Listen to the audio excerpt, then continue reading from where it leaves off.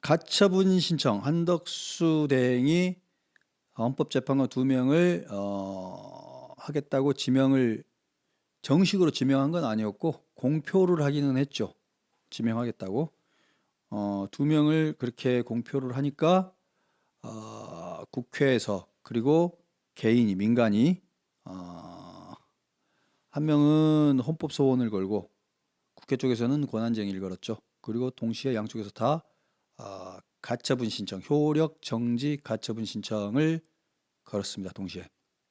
그 중에서도 오늘 결과가 나온 거는 개인, 그러니까 누구죠? 신청인이 김정환 변호사입니다. 아마 경실련이랑 그쪽에서 건 것 같은데 그쪽에서 건 효력 정지 가처분 신청이었고 헌법재판소 재판관 임명권 행사 위헌 확인, 이게 본안 사건입니다. 그러니까 정확하게 말하면 이 오늘 나온 판단은 그 헌법재판관 임명이 틀렸다 틀리지 않았다 그거에 대한 판단은 아닙니다. 정확하게 짚고 넘어가자면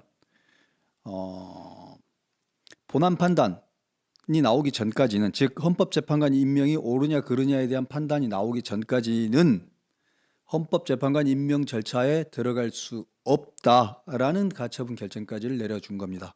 그리고 또 정확하게 말을 해보자면 오늘 나온 가처분 결정문 한 7페이지 되죠. 7페이지 되는 가처분 결정문에 보면 한덕수 대행의 지명 행위가 옳다거나 그르다거나에 대한 확정을 해놓지 않고 있습니다. 거기에 대한 예단은 두지 않았습니다. 그리고 그런데 그게 위헌 위법이 아니라고 단정할 수 없다라는 것 플러스 그 다음에 맨날 헌재에서 쓰는 그게 있죠. 두 개를 양형을 해보는 거. 그러니까 뭐가 되어 있냐면 제가 마지막 부분을 읽어드리면 결국 이 사건에서 가처분을 인용한 뒤 종국 결정에서 청구가 기각되었을 때 발생하게 될 불이익보다 가처분을 기각한 뒤 청구가 인용됐을 때 발생하게 될 불이익이 더 크다.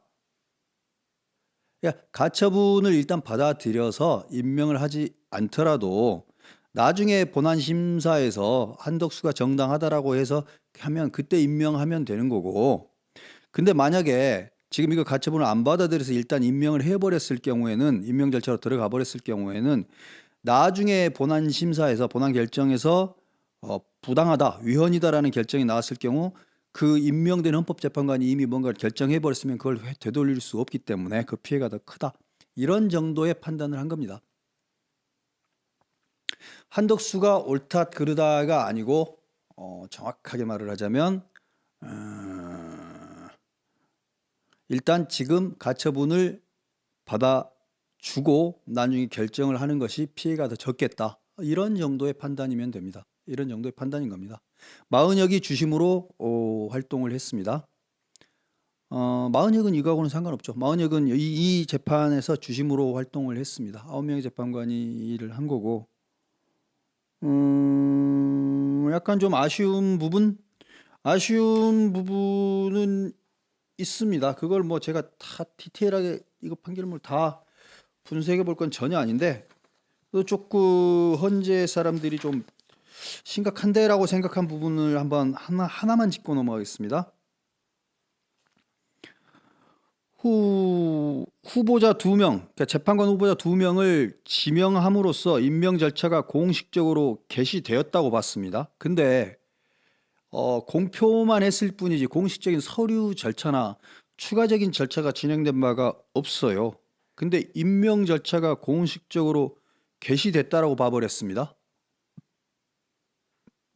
문서가 오고 간 적도 없고 그냥 회의가 끝난 것밖에 없잖아요. 국무회의에서 이야기된 거가 보도된 게 다였습니다.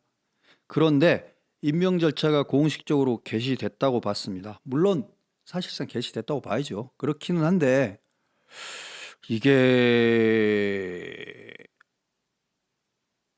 이거를 이렇게 그냥 봐도 되는 건가요?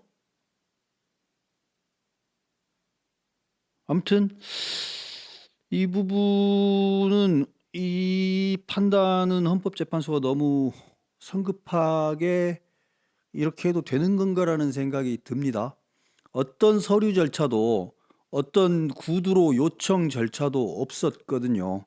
그리고 헌법재판소에서 일종의 TF를 꾸리는데 그 청문회 준비팀을 꾸리죠. 청문회 준비팀을 꾸리는 절차가 들어간 적도 없고 청문회 준비팀을 꾸려달라고 요청한 적도 없었습니다. 그런데 임명 절차가 공식적으로 개시됐다라고 헌재는 해석을 한 겁니다. 조금 그렇죠? 예. 아무튼 한덕수 권한대행은 그러면 어떻게 해야 되는 걸까? 이거에 의해서 한덕수 권한대행이 당장 무슨 크게 뭐를 당할 건 아닙니다만 일단은 임명을 당장은 못하게 됐습니다. 어제도 말씀을 드렸다시피 이렇게 되면 어떻게 되는 걸까? 이렇게 되면 제가 보기에는 이거 가처분은 별거 아닐 수도 있긴 한데 일단은 한덕수 권한대행이 헌법재판관을 임명할 수 있는 기회는 거의 없어진 겁니다. 시간으로 볼 때는 임명을 못하게 될 겁니다. 다음 대통령이 임명하도록 만든 거와 같은 효력을 갖게 될 겁니다. 이 가처분 신청이. 물론 본안 결정이 앞으로 한 달 안에 만약에 내려진다면 그래서 그리고 거기서도 기각이 된다면 한덕수 권한대행 임명할 수 있는 기회가 올 수도 있겠습니다만 그때는 아마 헌법재판소가 그 절차를 성급하게 하지 않을 가능성이 좀 크다고 봅니다. 시간을 끌고 다음 대통령이 하도록 하는 것 같습니다. 이게 헌법과 법률에 대해 입각한 판단이라기보다는 다소 정치적인 판단을 내렸다. 그리고 예상했다시피 숫자 싸움으로 가버린 거구나라는 생각이 듭니다. 안타깝죠. 자, 이제 오늘이 16일이니까 이틀 뒤면 그 문영배와 이미선 재판관 두 사람은 퇴직을 합니다. 퇴임을 하는 거죠. 그러고 나면 7명입니다. 이렇게 되면 숫자가 또 달라집니다. 비율이 달라지죠. 7명인 경우에. 그때는 아마 제가 보기에는 본안에 대한 결정은 아마 시간을 끌려고 할 가능성이 높아 보이는데 한번 보겠습니다. 어떻게 하는지. 일단은 본안은 시간을 끌 것 같고 한덕수 대행은 헌법재판관을 임명할 기회를 잃는다라는 생각이 듭니다.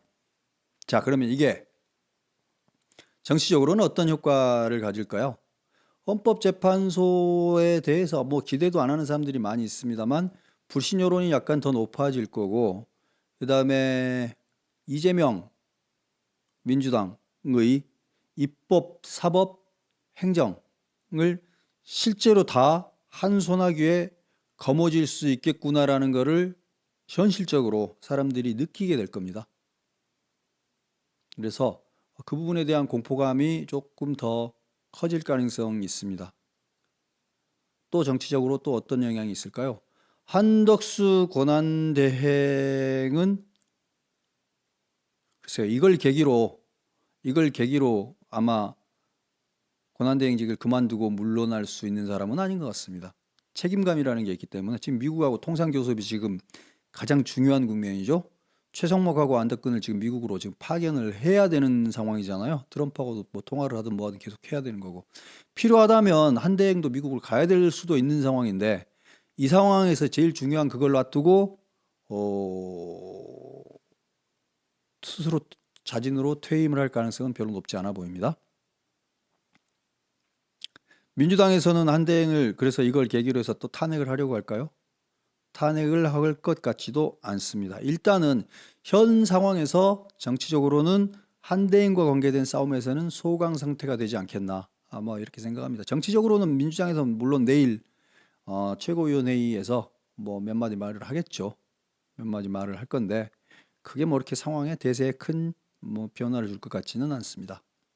아무튼 이재명은 본인이 혹시 대통령이 되게 되는 경우에 헌법 제84조 불소추 특권에 대해서 헌법재판소가 어떤 식으로건 어느 시기에든 나중에 판단을 내려줘야 될 건데 그때 자기 손으로 헌법재판관 2명을 임명해서 더 유리한 사람을 넣어서 불소추 특권의 폭넓은 해석을 유도할 수 있게 될 가능성을 살렸다. 한대행은 그거를 없애려고 했었는데 이재명은 재판을 임기 중에 재판을 피해갈 수 있는 방안을 취할 수 있는 가능성을 살렸다. 뭐 이런 거, 이런 의미가 있는 것 같습니다. 이재명한테는 이게 제일 중요한 부분이죠. 참 어렵습니다. 민주주의라는 게 한 가지 분야에서만 이루어지는 게 아니라 여러 가지 분야의 일들이 다 벌어지는데 이렇게 전방위적으로 이게 참 그렇네요. 이런 일이 있었습니다. 네, 호사다마라고 하는데 뭐 호사다마라는 말이 맞나요? 맞진 않죠. 그 어떻게 될지 모릅니다. 어떤 사건이 발생하면 그게 A 측면에서는 좋은 일인데 그걸 국민들이 모르지 않기 때문에 이런 이재명과 민주당의 속을 모르지 않기 때문에 그들의 독재적인 만행, 그들의 전횡적인 행태에 대한 질림, 공포, 두려움 이런 것들이 저는 자극될 수도 있다고 생각합니다. 중도층 사이에서. 그래서 정치적으로는 민주당한테 더 불리하게 작동할 가능성도 분명히 있겠다라는 생각을 합니다. 한번 지켜보시자고요.